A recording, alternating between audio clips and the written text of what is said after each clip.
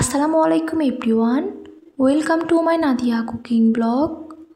আজ আমি আপনাদের জন্য নিয়ে আসছি বিফ বান রেসিপি। খুব সহজেই বাসায় বসে আপনারা বিফ বান তৈরি করতে পারবেন।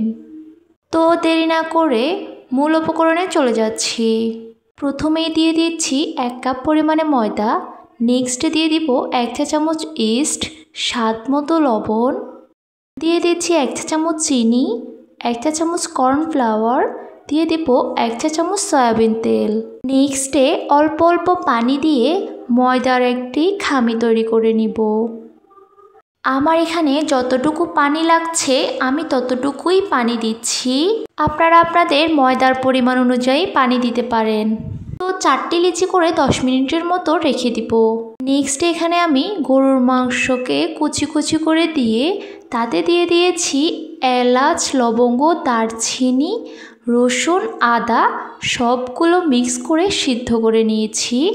এখন প্যানে তেল দিয়ে 2টি পেঁয়াজ কুচি ভেজে নিয়ে তাতে সিদ্ধ করা মাংসগুলো দিয়ে দিচ্ছি। নেক্সটে দিয়ে দিচ্ছি 1/2 চা চামচ জিরের গুঁড়ো, 1/2 চা চামচ মরিচের গুঁড়ো, 1/2 চা চামচ হলুদ। নেক্সটে সবগুলো উপকরণকে মিক্স করে নিচ্ছি।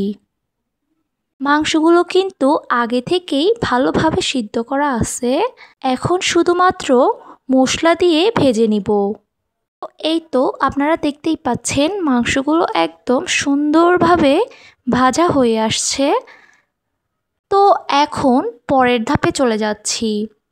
এখন লিচিটিকে সামান্য ছড়িয়ে দিয়ে তার ভিতরে দিয়ে দিব ভেজে রাখা মাংসগুলো। তারপর মুখ মেরে 2 হাত দিয়ে চেপে চেপে ঠিক এভাবে বান করে নিব।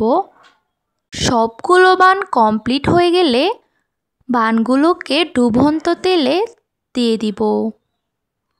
এখন বানগুলোকে এপাট ওপাট ভেজে নিব। আর মনে রাখতে হবে চুলার আঁচটি কিন্তু একদম লো হিটে রাখতে হবে, যাতে করে বানগুলো ভালোভাবে ভিতরে হয়ে আসতে পারে।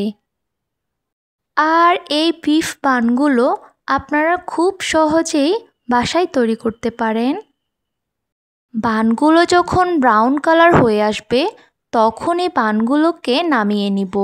তো আমার এখানে 2টি বান কমপ্লিট হয়ে আসছে। এখন আমি বানগুলোকে তেল থেকে উঠিয়ে নিব। ফাইনালি সবগুলো বানই হয়ে আসছে। তো এই তো বিফ বান কমপ্লিট করে ফেললাম। আর আমার এই রেসিপিটি যদি আপনাদের ভালো লাগে সবাই ট্রাই করবেন।